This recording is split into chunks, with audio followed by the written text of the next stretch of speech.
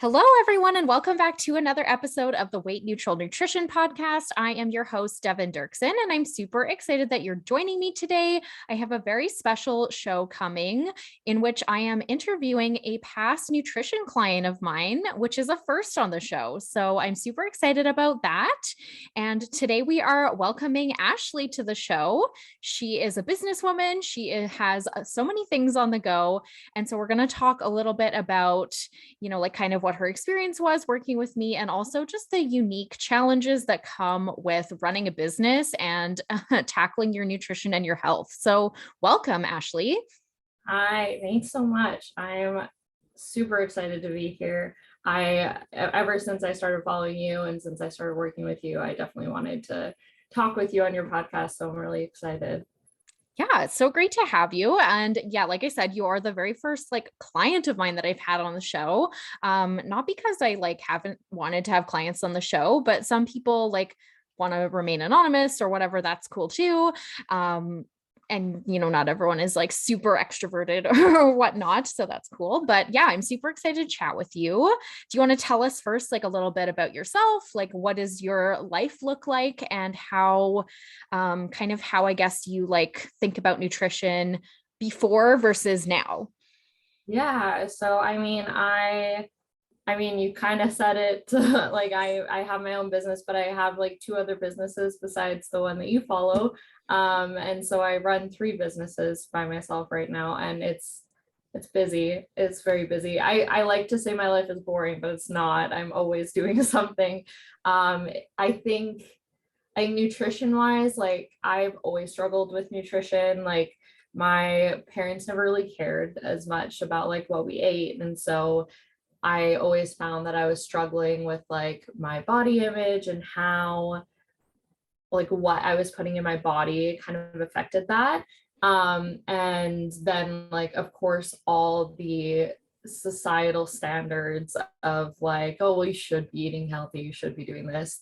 So I always tried different trainers, different nutrition stuff, only eating vegetables. It was really toxic for a very long time. Honestly, and I don't mean this to be a plug-in for you, but honestly, the first time that I really stopped I guess being down on myself by okay, well, I wanted fries, so I got some fries on the way home. Normally I would be why do you do that? That was so bad. I regret that. And when I talked to you, that was the first time that I stopped doing that. I would just eat the fries and be whatever, I wanted it. It doesn't matter. I'll just if say I feel bad inside, my body just doesn't feel great after eating those fries, then I'll go eat something that will fuel my body instead.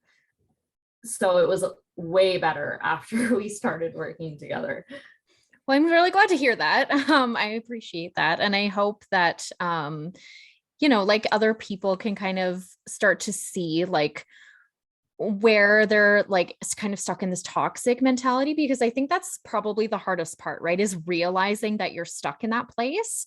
And for me, I feel a little bit removed from there just because it's been such a long time since I've had a negative relationship with food. So was there a moment that really sparked a change for you, or was it just kind of gradual? How did that look for you, if you're comfortable sharing? I think it just comes and goes, honestly. I will have moments where I don't care what I eat, and usually that is the time where I'm taking care of myself, taking care of my mental health. I'm all around content of how my life is going. And then when I say feel a little depressed or feel down on myself, that's kind of when I'm well, I shouldn't be eating that. I shouldn't be doing that. So I guess this past week is a good example. I had ice cream the last 2 days. My husband and I wanted to go with our neighbor to go get ice cream at Swirls a few days ago. So we went, and then yesterday he brought home ice cream as well. And I was okay, well, I'm lactose intolerant. I have acid reflux. Probably not the best idea, but I want it, and I'm just gonna do it because I want to enjoy the summer. I want to enjoy ice cream. I want to just enjoy my life. So I think it like anything, takes a lot of like mindset work and takes a lot of like work personally just to change that mindset. And I'm by no means perfect in that. I still have times where I do get those french fries and I start to get down on myself and have to reframe or shift my mindset in that. But I'm definitely way better off than I was before I started working with you. Oh, I'm really glad. Good. Awesome. Yeah. So let's talk a little bit about like the unique struggles you find with running a business and like, I know you like, so like, do you want to tell us a little bit about your businesses first before we get into it? Sorry. Yeah. Yeah. So I do photography. That's kind of like my top business that I spend most of my time in. Which includes just traveling all over and always being away, and then sitting all day, on my computer editing. And then I do business coaching. So I coach other businesses on how to be successful. Again, sitting on my computer all the time, doing nothing. And then I also have a women's clothing consignment shop. It's all done out of my home and online, so I don't necessarily have to be at a shop or anything. But again, it's a lot of sitting and a lot of like not being active, which of course I chose like all three businesses that I'm not super active in, but it's a lot of work and it's a lot of sitting down and not doing a whole lot. Mm-hmm. And I just wanted you to tell us because like I know what your businesses are, but I wanted people to really get a picture because like, yes, you're sitting at a desk a lot, but you also like with your photography, like you're traveling to weddings a lot and you're traveling to locations a lot. So that like adds an extra, kind of layer of complication. So, like obviously people hear 3 businesses, like you're crazy busy, like don't, I feel like you're downplaying it a little. Like just how busy you are because like I hate being busy. I really like I end up like overextending myself constantly, but I'm really trying to work on not doing that. Um but anyway, I just wanted people to like get a sense of just how busy you are and like how like hectic, I get, maybe not hectic, I don't know, like you know what I mean? Like it's just It's kind of you have a lot going on. for sure hectic, 100%. It is a lot, and I honestly 100% do downplay it a lot, like a lot. I do that a lot because I love being busy. I love keeping myself like doing stuff, but I also love sitting in front of the TV and binging Netflix a lot. Yeah, for sure. So yeah, I just wanted people to get like an accurate picture of your life just before we start talking about the challenges there, because I kind of feel like, especially like, because we're talking about entrepreneurs and stuff like that, I think it kind of gets a little bit glamorized in some ways of like, oh, well, you just work at home. Like you can just, take these big luxurious lunch breaks. And like, maybe sometimes you can, but like, that's probably not every day. And, you have a lot on the go. So you have to be a little bit more strategic about thinking about your nutrition in advance. So what does that look like for you? Honestly, I've struggled with it for a really long time, and sometimes I still do. There's days where like I'm just so busy that I forget to eat, and I'm pretty sure even people who don't run a business have done that before, where they just like get so busy that they don't eat. Um, and I have gotten to the point where I don't like, I give myself so much grace of like, if I'm busy and if I'm doing something, and if I want to eat, say, chips and an apple, or if I want to eat like something that isn't necessarily healthy, I guess, I'm not gonna like be down on myself for that. I'm still feeding myself. Even if it's something like chips, it's whatever. I'm still eating something. And I have a strict rule, like very, very strict rule, that I do not eat at my desk. So I have to leave my desk in order to eat. And if I'm going to eat, it'll either be at the table, it'll either be on my couch and me just watching Netflix. But I'm also very, how do I explain this? I'm also very like aware of what I'm eating, how much I'm eating. Like I want to still make sure that I'm not just like staring off into space and eating however much I want. Right. So I definitely like make my food. So usually I'll have like some sort of meat, some like a salad, then also have some carbs and like something else, because like I'm very much a creature of habit. So if I find something or a type of meal that I like, I will stick to it and maybe change a few things, but that'll pretty much be it. So, and like I I usually edit at night from like 10 p.m. till like 2 a.m. So like I'm very much a night owl, and then I'll like wake up late. So a lot of the times I'll like miss breakfast and like go straight into lunch or something because I just slept through the morning. So I'll like get up, eat lunch or breakfast depending on the time, and then that will happen. Sorry. No. That will happen while my dogs are eating, and it just kind of like works out really well. And then like when my husband gets home, we eat. Sometimes, again, not the healthiest, like sometimes we'll have craft dinner and hot dogs because like we just don't feel like cooking this huge meal. And it's not, again, like it's not about getting down on yourself. It's very much like, okay, we just need to eat. Like everyone needs to eat. And whether it's craft dinner and hot dogs or like this big fancy roast with potatoes and vegetables and all this great stuff, like it doesn't need to be complicated. It does. Yeah, 100%. And I'm really glad to hear you say that, because that is like a huge thing that I tell my clients a lot is like, it doesn't matter if you like have to go through the McDonald's drive-through, like eat something, because otherwise you're going to be so grumpy later and you're just going to like get a little bit out of control, and it's not going to be a mindful situation. I think it would be, ideal for all of us to be super like well planned and thinking ahead all of the time, constantly. But like, I don't do that. I very rarely meal prep. Actually, some people love meal prep. Some people hate it. Like it's about what's good for you. But I think, yeah, like accepting that eating something is better than eating nothing, depending, like, regardless of what the like nutritional content may be, is a really good mindset shift, because we are so like conditioned to feel super guilty about eating junk food, or feeling like, oh, I can't believe I had that. I should have just gone hungry. Like, why is that a thing? Right? I don't know. That's so toxic. Like there's many times where I am coming home from a shoot or going to a shoot, and like there's times where I have to drive 2 hours to go to a shoot, and I end up leaving at like 4 o'clock, and then say end up coming back at like 10 o'clock.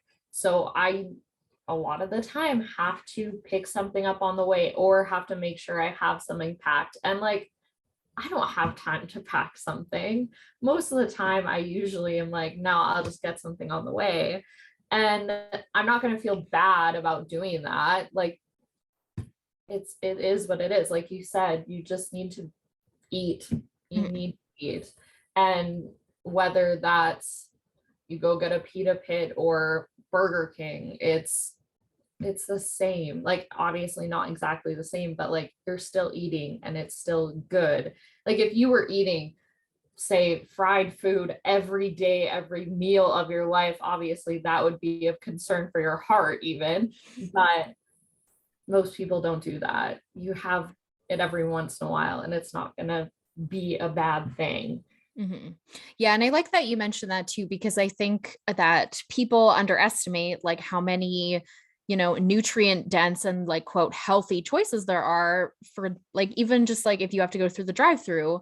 My favorite fast food is Ito. I love Ito. It's so good. Like, and it's rice, veggies, and meat. Like that's, Yeah. it doesn't get any healthier. Like, yes, it has like processed sauces and like whatever, but like, is that really worth worrying about at the end of the day? Like, in my opinion, no. I think if you are someone who really wants to worry about that, you can do whatever you'd like. But for most of us, I think it just causes more stress to like stress about the food rather than just eating something and fueling yourself. Well, and I think kind of going back to like being an entrepreneur and like adding kind of that social media aspect, because I know you've definitely talked about being on social media a lot on your page recently. And like this is kind of like, I guess my business own or my business coach side coming in is I very much tell my clients that if you are negatively impacted by someone's account, but you don't want to unfollow them, mute them. And if you don't care about not following them, unfollow them. Like I personally, like even when I was at the start of kind of my journey and I saw other people like working out or being really good with meal planning and like I started to get down on myself, I would mute them. I would unfollow them because like you're not mad at them for what they're doing and you're not upset with how they're living their life. You're just upset that you can't be like that. And I don't think that's fair to yourself. I think that cutting that out so that it's like kind of out of sight, out of mind, you're not going to think about that and you're working on yourself.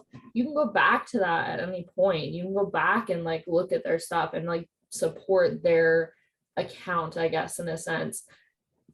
But it's way better for you if you just like cut it out and not worry about it and like keep working on your mindset without those, in a sense, distractions.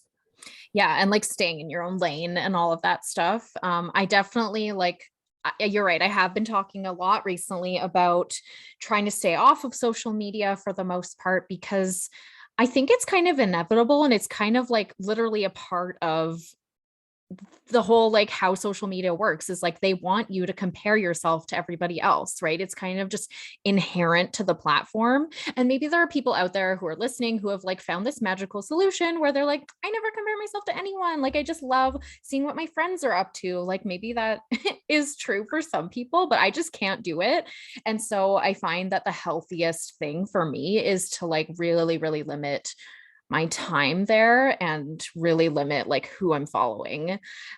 Because I find like I've been a little bit more on TikTok recently, and TikTok is usually pretty great because like your algorithm gets pretty tailored to you. So I pretty much only see like book recommendations and things like that. But from time to time, you will see like the super toxic, like diet culture stuff, like, you know, people promoting weight loss, people promoting like crazy diets, like the weird, like drinking apple cider vinegar trend, I guess, is really alive and well on TikTok. And I'm just like, what is going on? So I think that, you know, it's different for everybody, but I really like strongly believe at this point that in order to have a healthy relationship with food and fitness, like you really need to limit your time on like who and what you're consuming on social media in order to not get stuck in that comparison trap. And honestly, like I don't think anyone doesn't do it. Like I think you can have a very strong mindset where that doesn't bother you as much, but everyone does it. I mean, I even personally just went through something like that where I knew a girl who within the last year she's lost a lot of weight, and she looks great and I'm really happy for her, but at the same time like I'm just at the start of my kind of, I guess, working out journey. And I mean, I had some health issues which prevented me from working out. And then I just had like a huge kink in my neck a little while ago, and that took like a week or two to heal. So I wasn't working out for like a month. And I kept seeing her post, and I was like, you know what? I am not feeling great seeing these. Like, I'm not feeling confident. It's not making me happy, and I feel like I need a break. So I unfollowed her. And that's not a bad thing. I can easily go back. I can easily go and follow her again. I can easily go look at her stuff. But like for me, it's not a positive reaction for me. So I'm like, why would I put myself through that just to have of someone I follow be happy that I'm following them?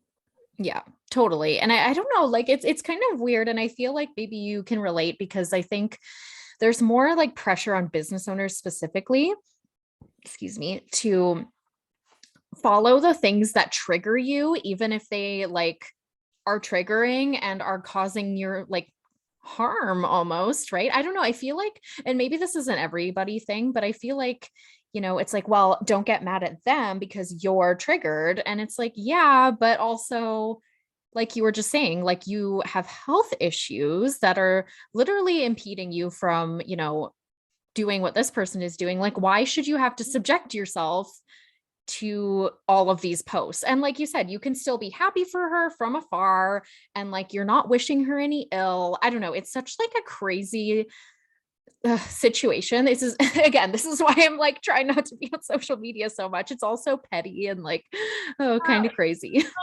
It's such, I think, especially for business owners, I feel like people who don't own a business, who aren't on social media for their business, don't have as big of a problem, because I feel like with businesses, well, if this person or if this business follows you, you've got to follow them, even if you don't want to, or if this person follows you and they've worked with you before, you probably got to follow them. Like it's so toxic. Like it's so great for your business because you can like get so many clients and like connect with so many people in one place, which is great. But like at the same time, like kind of like you're doing, I feel like you've got to limit yourself if you want it to kind of work out. I mean, I personally, I usually am only on Instagram for messages, and to like answer comments and be on stories. Other than that, like I have an assistant who posts on my social media, um, and I get to like, I guess in a sense, critique that and like look at that if I want to. But I hate being on social media a ton. It's just, I'm honestly, I was the teenager who got a phone when she was like 16. And so I have a very hard time like staying off my phone because I've had one for so long that I'm like, oh, well, I need to be on it. I need to do this. I need to connect with people. And when I was working for someone else, I honestly was on my phone all the time because the job I was at didn't have enough for me to do. So I had nothing to do sitting at my desk. So I would just be on my phone because what else is there to do? Um, and I think coming down from that has been like the hardest thing. And I feel like a lot of people on social media are kind of changing their mindset in a way like yours, where like I don't have to be on social media all the time. And I've seen like even with business coaching, just like a very big trend in that, where it's now people are realizing that like unless I want to grow my account to 10,000, 100,000 people or followers, I don't have to be on there. Mhm. Like people are still going to see my stuff, or people who really want to see my stuff will go on my page to go see it. And I don't have to be on there all the time, which I think is amazing. I'm glad people are doing that. And honestly, I coach my clients to do that now. I'm like, well, if you don't want to be on there all the time, or you want to post 2 times a week, post 2 times a week. Who cares? Mhm. So, Yeah. and I think that's really great that like everyone's kind of getting into that instead of, oh, I have to be on there all the time. Because again, too, going back to like that toxic diet culture, like you're not going to see that as much if you're not on it as much. Yeah. And I think there's like a really interesting kind of like correlation there between like feeling like you have to be doing all of these things. And like it's a FOMO thing for sure of like, well, like this person, oh my God, they got so many views on their reel. Like maybe I should be posting reels, all of this. And it's just like really, really linked, I think, to the diet culture of like, oh, well, this person's eating like salads every day. Maybe I should be eating salads every day. Oh my God. And like, I think we just have so much exposure to what other people are up to that it's like, what does your body want? Like, what are you, like we need to turn inward for that. And I hope that, like especially business owners, I think need to really examine that because we are like so bombarded with outside voices and opinions. And I think, yeah, like you were saying, for people who have to be on social media for their business, or at least more than, somebody who doesn't have a business, it can be really hard to like tune into what your inner voice is saying and to what you need and what works best for you. Do you find that's true? Like, has that been a part of your journey?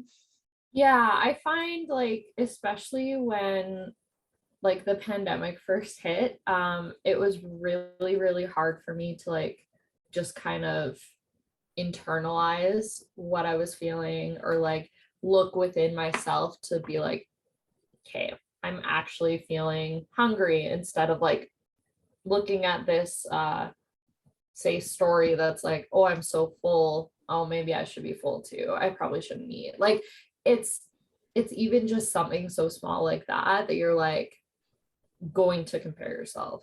And I find, even as a business owner, like if I see people going to coffee meetings or dinner meetings with clients and I go and do the same thing, well, if my client orders a salad, I should probably have a salad too. I probably shouldn't have a burger and fries. Like it's so like, oh, well, I should probably be doing that too. Like, and I'm not saying people can't think for themselves, but like that's how it gets Mm-hmm. when that kind of comes into play. And Mm-hmm. kind of like we talked about before, it's all mindset stuff. And you've got to be, and this is something I tell my business coaching clients too before they even book with me, is you have to want to change and you have to want to put in the work to change. If you don't want to put in the work to change, there's nothing that I can say or give you tools for that will help. You're pretty much paying me for nothing at this point. Mm-hmm. Yeah, totally. And I tell my nutrition clients the same thing because, and I don't think anyone has ever come to me and been like, tell me what to do. Although, well, maybe one or two, but, and I'm just like, well, I can't, like, I can do that, but Yeah. that's not like a very sustainable, Uh, solution to your problem. And I find it's probably the same with you. You kind of get this as well, where like you've had maybe one or two clients that are like, that I guess in a sense, like expect you to like tell them stuff and it just be a quick fix. Mhm. Like them just be like, well, why isn't it working? Why Yeah. aren't I fixed? Why isn't my mindset better? Like it's really hard. And I've had a client like that too, where I've given all the tools to them and nothing has happened because like they don't understand that they also need to put in the work. Like I Mhm. can give you everything.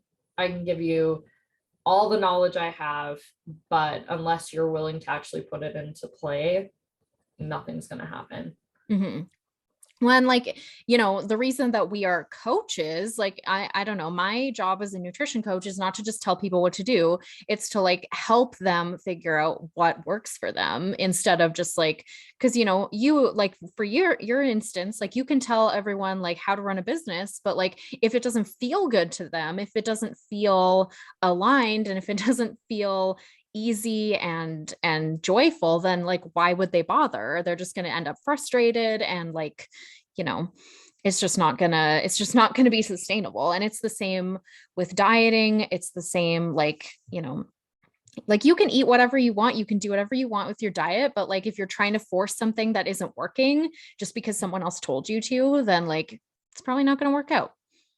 Well, and I don't know if this is the same for you. I feel like it probably would be, but a lot of my clients are like, you're like a therapist. And I'm like, Mm, yeah, in a sense, like I am, because I'm not only like helping you through these things, but I know that like telling you how to be a better business owner comes with a lot of like anxiety and confusion and overwhelm and all this stuff that you may not be able to work through yourself. right. And so like if they need to text me for anything, I'm like, yeah, text me. Let's talk it through. Like if you got an inquiry and you're like, I actually don't want to tell them my new prices. Well, why? Let's talk about it. Yeah. And I feel like it's probably the same with nutrition, where like a client could come to you and be like, I'm feeling bad about myself because I went to McDonald's and had French fries. Well, Right. why? Let's Yeah. talk through it. Yeah, 100%. And I mean, obviously if there's something like more serious than that, like I have a lot of clients that like concurrently work in therapy, because sometimes food stuff goes really deep, and same with business, right? Like business often and like mindset blocks that like the coaching industry loves to throw around. Like sometimes that is like deep emotional issues that like you should probably seek a therapist for, Yeah, right? Like, you know, so yeah, I think, it's all connected and it's all like really tough to navigate. So I think like, if you can hire a coach who can help you, like it's awesome. It's great because it is really hard to do on your own. it is. And kind of like you said, like they like those problems do go really deep. Like I personally, and this is getting a little personal, but I personally hired my business coach at the start of the pandemic. I wanted to start a business coaching business, and I didn't know where to start. And so I hired her then, and then I think I worked with her for a year. Within that year, it was great. Like I had like a pretty good mindset going. Like I wasn't super concerned about a lot. But I just felt that there's something missing. I wasn't getting exactly what I wanted. And I started to go to therapy, and that changed everything. And so I find that even no matter what type of coach you get, therapy needs to go hand in hand with that, whether you've done it before in the past or you're going to do it in the future or you're doing it presently. Like Mhm. it needs to go hand in hand, because the coach can only help us so much. We're not therapists, even though like we do help our clients through some things. um we're not able to get down and deep into those Right. emotional views. Yeah, for sure. Totally. And I'm glad we talked about that because I think there are certainly coaches out there who are like, I can help you with your trauma. And it's like, okay, that's not really your place. Like, unless you are trained to do that, like, please stop. I don't Yeah, know. exactly. There's So, definitely some that think they can help with anything, and you're like, actually, unless you're a physical, like actual therapist licensed, no. right. Please stop. I don't know. Awesome. Well, thank you so much for all of that awesome insight, Ashleigh. Last question that I ask every single guest: what would you tell your 18-year-old self about health, business, life, anything at all? Honestly, I started personally like, or I got diagnosed with anxiety when I was 17, and I would probably tell my 18-year-old self to take my mental health more seriously. I didn't. I remember getting like free therapy when I was 17, and I was like, well, why aren't I fixed? Why aren't I fixed? We've had like 5 sessions. Why aren't I fixed? So I think that would be my biggest thing, is just to take a step back, really take it seriously, and be able to try and like actually physically do the work. Yeah, totally. Awesome. Well, thank you so much for this awesome interview. Where can people find you and connect with you? And maybe somebody is getting married or needs a boudoir photo shoot in the Lethbridge area. Where can people connect with you and learn more about you? Yeah, I mean, I'm on Instagram and Facebook. My photography is Clearly Lovely Photography. If anyone needs a business coach too, I am at Barrel and Peak Coaching. And I mean, if you guys want cute clothes as well, I'm at Wild Spur Consignment. So I've all of those are on Facebook and Instagram. So you can find me either place. Awesome. Was there anything else you want to leave the listeners with, or anything else you wanted to say before we wrap up? I do want to say that if you guys are struggling with nutrition, definitely hire Devin. Oh. I have tried so many things before her, and I really recommend her. Oh, well, thank you. That's a really nice little plug for me in there. Awesome. Well, thank you so much, Ashleigh. Thanks for being here, and thank you for sharing all of your entrepreneurial wisdom with us. Yeah, no problem. Thanks for having me. All right.